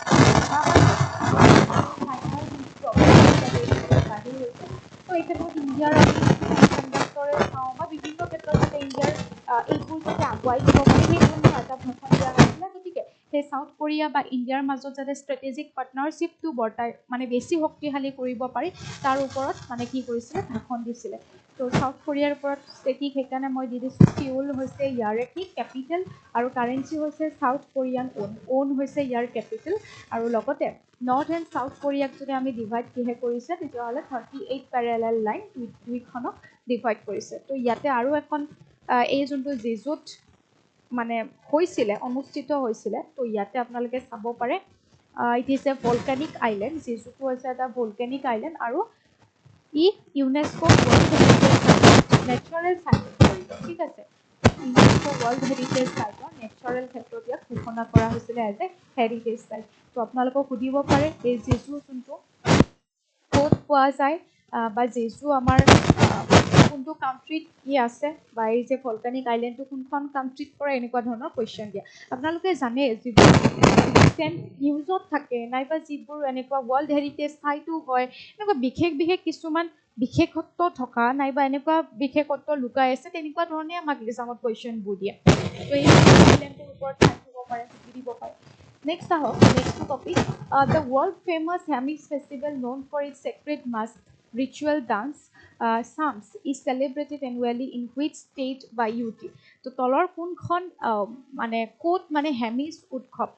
কি কৰা হয়, পালন কৰা হয়? তো ইয়াৰে শুদ্ধ উত্তৰ হ'ব অপশ্যন চি, ৰিচেণ্টলি পালন কৰা হ'ল। তো হেমিজ উৎসৱ পালন কৰা হয় ইয়াতে কিহৰ কাৰণে পালন কৰা হয়? গুৰু পদ্মা সম্ভৱৰ মানে বাৰ্থ এনিভাৰ্চাৰী হিচাপত বিশ্বাস কৰি পেলাই লাডাখত কি কৰে, মই ইয়াতে হেৰি দিলোঁ ন, মই ভুল হৈ গ'ল দেই, লাডাখ দিব লাগিছিল, আই এম চ' চৰি, লাডাখ হ'ব, লাডাখ। তো কি কৰা হয়, গুৰু পদ্মা সম্ভৱৰ কি মানে যিটো টিবেটিয়ান বুদ্ধিজিমৰ, তান্ত্ৰিক বুদ্ধিজিমৰ প্ৰতিষ্ঠাপক গুৰু পদ্মা সম্ভৱৰ এনিভাৰ্চাৰী হিচাপত লাডাখত এই হেমিজ উৎসৱটো পালন কৰা হয়। তো ইয়াৰ ওপৰত কুৱেশ্যন আহিব পাৰে। আৰু এই উৎসৱত এটা ইম্পৰ্টেণ্ট ডান্স কৰা হয় ষ্টাম্পছ বুলি, ঠিক আছে। তো এইটো বিষয়ে আহিব পাৰে, এই ষ্টাম্পছ ডান্স ক'ত কৰা হয় বা কোনখন ইউনিয়ন টেৰিটৰী বা কোনখন ষ্টেটৰ হয় বুলি এনেকৈ ধৰণে অপশ্যনত দি দিব পাৰে। ষ্টাম্পছটো হৈছে লাডাখ, দ্য ইউনিয়ন টেৰিটৰী লাডাখৰ এটা ফোক ডান্স হয়, যোনটো মাস্ক পিন্ধি পেলাই মানে পালন কৰে, ঠিক আছে। ইয়াতে দি দিছোঁ মই, যিবোৰ লামাসকল থাকিব তেওঁলোকে মানে মুখা পিন্ধি পেলাই এই নৃত্য প্ৰদৰ্শন কৰে এই উৎসৱৰ সময়ত। তো সেইটো মনত ৰাখিব। আৰু লাডাখ কেতিয়া ইউনিয়ন টেৰিটৰী হৈছিল সেইখিনি মই ইয়াতে ষ্টেটিষ্টিকেট দি দিছোঁ, সেইখিনি আপোনালোকে পঢ়িব পাৰে। আৰু ইয়াতে আপোনালোকে যদি চাউথ এছিয়াৰ চবচে ডাঙৰ নেশ্যনেল পাৰ্ক, ঠিক আছে, হেমিজ নেশ্যনেল পাৰ্ক ইয়াতে কি হয়, অৱস্থিত এই নামটোতে, মনত ৰাখিব পাৰে। নেক্সট টপিক যোৱাৰ আগত ইয়াত কুৱেশ্যন সুধিছে, senior IPS officer Mahesh Dikshit has been appointed as the new chief director of which premier international security agency? তো ৰিচেণ্টলি মহেশ দীক্ষিতক এজ এ মানে চিফ নাইবা এগৰাকী প্ৰধান বা সঞ্চালক হিচাপে এটা আভ্যন্তৰীণ সংস্থাৰ নিৰাপত্তা সংস্থা বুলি কোৱা হৈছে, ইয়াত ছিকিউৰিটি এজেঞ্চি বুলি কোৱা হৈছে, এপইণ্ট কৰা হৈছে মহেশ দীক্ষিতক। কি হ'ব ইয়াতে আমি যদি চাওঁ, নিৰাপত্তা সংস্থা, central bureau of investigation CBI নে, তাৰপিছত ৰিচাৰ্চ এণ্ড এনালাইচিছ উইং হ'ব নে, নেশ্যনেল ইনভেষ্টিগেশ্যন এজেঞ্চি হ'ব নে, intelligence bureau? Option C, intelligence bureau, ঠিক আছে। আগত যদি আমি চাওঁ, তপন ডেকা আছিলে, তপন ডেকাক ছাকচিড কৰি পেলাই, অৰ্থাৎ তপন ডেকাৰ পিছত মহেশ দীক্ষিত IPS মহেশ দীক্ষিতক কি কৰা হ'ল, এপইণ্ট কৰা হ'ল। তো সুধিব পাৰে এতিয়া IBৰ মেইন চিফ বা ডিৰেক্টৰ কোন হয়, এনেকৈ ধৰণে কুৱেশ্যন সুধিব পাৰে। তো এই IBক কোনটো এডমিনিষ্ট্ৰেটিভ কোনটো মিনিষ্টাৰৰ কাম যথেষ্টখিনি কুৱেশ্যন আহে, আপোনালোকে চাই থৈ দিব। তো এইটো কেতিয়া এষ্টাব্লিছ হৈছিলে? In 1887 as central special branch, non statutory body হিচাপত প্ৰতিষ্ঠা হৈছিলে। আৰু ইয়াক এই IB হওক নাইবা এনেকুৱা IB চিফ হওক, এওঁলোকক এপইণ্ট কোনে কৰে? Appointment committee. তো এপইণ্টমেণ্ট কমিটি অফ কেবিনেট, য'ত ধৰি লওক হোম মিনিষ্টাৰ থাকিব, প্ৰাইম মিনিষ্টাৰ থাকে। তো প্ৰাইম মিনিষ্টাৰ হৈছে এপইণ্টমেণ্ট কমিটিৰ কি হয়, মেইন চেয়াৰমেন হয়। তেওঁলোকে টপিকত যোৱাৰ আগত কুৱেশ্যন সুধিছে,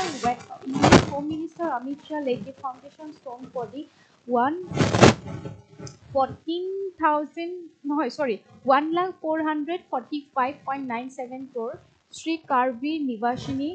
Ambabai Temple Corridor Project in which city? তো কোনখন চিটিত এই টেম্পলটোৰ বাবে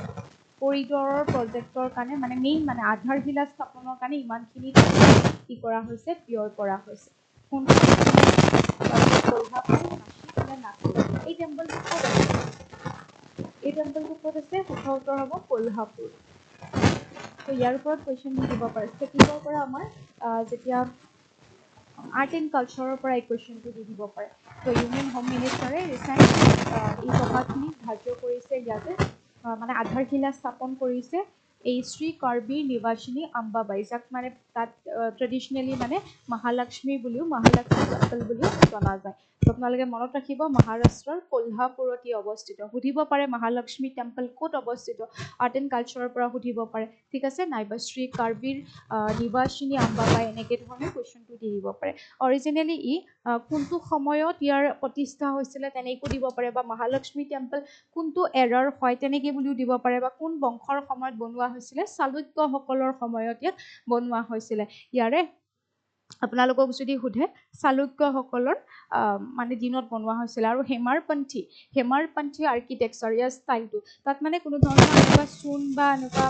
তালৰ ব্যৱহাৰ নকৰে, কলা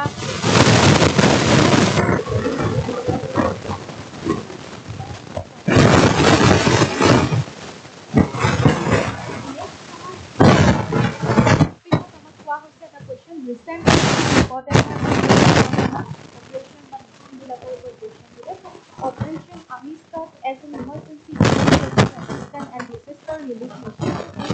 with earthquake ravaged country. So recently, এখন খুব বেয়াকৈ ভূমিকম্প হৈছে, আচলতে এখন দেশ বুলি নহয়, ফিলিপিনছতো হৈছিলে, আৰু ৰিচেণ্টলি আমি ভেনিজুৱেলাত পাইছিলোঁ। তো ভেনিজুৱেলাৰ কাৰণে এই অপাৰেশ্যন আমিষ্টাদ অৰ্থাৎ ভেনিজুৱেলাত মানুহক সহায় কৰা হৈছিলে অভিযান। আপোনালোকে হয়তো জানে ভাৰতৰ পৰা এনেকৈ অভিযানবিলাকক হেল্প কৰিবৰ কাৰণে অভিযানবিলাক পঠায়। তো ভেনিজুৱেলাক পঠাবৰ কাৰণে আমিষ্টাদ, ঠিক আছে, অপাৰেশ্যন আমিষ্টাদ। তো আমিষ্টাদ যদি আমি ভেনিজুৱেলাত এই শব্দটোৱে বুজায় বন্ধুত্ব, ঠিক আছে, বন্ধুত্ব বুলি বুজায়। তো ইয়াত মই লিখি দিছোঁ জুনৰ 24, 2026 ভেনিজুৱেলাত দুটা ডাঙৰকৈ ভূমিকম্প আহিছিলে, 2 পাৱাৰফুল কনজিকিউটিভ ট্ৰিমৰ্ছ। তো দুটা একেলগে ডাঙৰকৈ ভূমিকম্প আহিছিলে, তো যিটোৱে বহুতখিনি ধ্বংসলীলাৰ সৃষ্টি কৰিছিলে। আমি যদি চাওঁ, ঠিক আছে, ভেনিজুৱেলাত একদম ধ্বংসস্তূপৰ সৃষ্টি হ'ল। তো সেইকাৰণে আমি ক'ব পাৰোঁ এই যোনটো আৰ্থকুৱেক দুটাকৈ একেৰাহে ভেনিজুৱেলাক ধ্বংস কৰি তুলিছিলে, দুটাকৈ একেৰাহে অহা ভূমিকম্পৰ ফলত। তো এইটো আমি 1900ৰ পিছৰ পৰা যদি চাওঁ এতিয়ালৈকে এই কেইবৰ্ষত যদি চোৱা হয়, তেতিয়াহ'লে চবচে ডাঙৰ ভূমিকম্প বুলি ইয়াক ধাৰণ কৰা হৈছে। গতিকে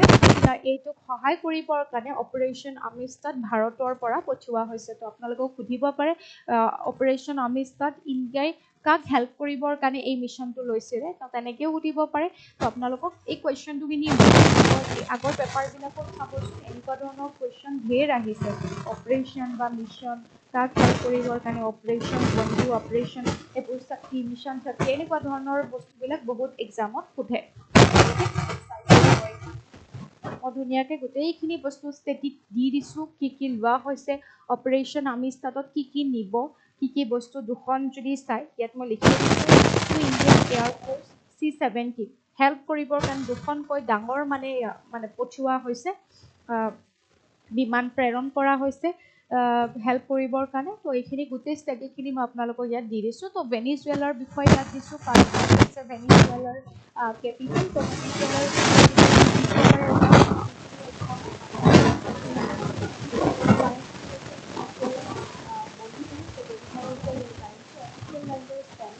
continent for South America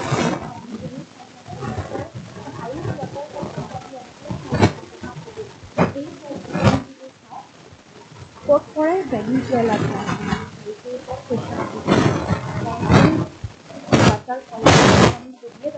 আমাৰ যিটো ছুপাৰ ৰেটিংছবিলাক আছে ৱৰ্ল্ডৰ হওক ইণ্ডিয়াৰ হওক, আমি এনেকৈ পঢ়োৱে যে হায়েষ্ট অমুক ক'ত আছে, হায়েষ্ট পিক কি হয়, হায়েষ্ট ফল কি হয়, হায়েষ্ট এনেকুৱা আইলেণ্ড কি হয়, এনেকুৱা ধৰণৰ আমি কুৱেশ্যনবোৰ পঢ়োঁ। তো হায়েষ্ট যোনটো এঞ্জেল ফল হৈছে সেইটো ভেনিজুৱেলাটো পৰে, গতিকে সেইটোৰ ওপৰত কুৱেশ্যন আহিব পাৰে। আই থিংক আপোনালোকে বুজি পাইছে। দুটা মই হোমৱৰ্ক দিছোঁ, এই হোমৱৰ্ক দুটা আপোনালোকে কৰিব। Individual states who holds the position of the highest law officer, which is the constitutional post under Article 165 of the Indian Constitution. So already মই এইটো ধুনীয়াকৈ বুজাই দিলোঁ ইয়াৰে বিষয়ে। এইটো এটা কুৱেশ্যন আপোনালোকে এনচাৰ কৰিব ধুনীয়াকৈ। নেক্সটটো এটা কুৱেশ্যন দিছোঁ, সেইটো হৈছে the international big cat alliance cover exactly 7 species of big cats globally. Which of the following pairs big cats are not naturally found in the wild within India. তো কোনটো big cat আমি যে সাতটা আমি কলো ঠিক আছে এই সাতটাৰ পাঁচটা আমি ভাৰতবৰ্ষত পাওঁ কোনটোটা নাপায় বুলি ইয়াত কুৱেশ্যনটো সুধিছে তো আহিব পাৰে এনেকুৱা ধৰণৰ কুৱেশ্যন হোমৱৰ্ক দি দিছো এইকাৰণে মই আপোনালোকে দি দিব ঠিক আছে আৰু এটা দিছো appointment committee of the cabinet officially cleared the reappointment of the Solicitor General of India, who serves as the ex-official chairman of ACC. So, a appointment committee of the cabinet or chairman কোন হয় সেইটো আপোনালোকে answer ক'ব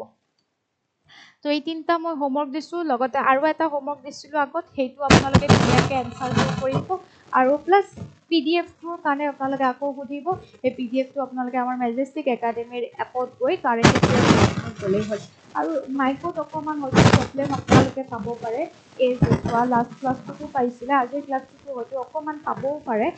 তো মই তাৰ কাৰণে দুখিত নেক্সট ক্লাছৰ পৰা আপোনালোকে প্ৰপাৰ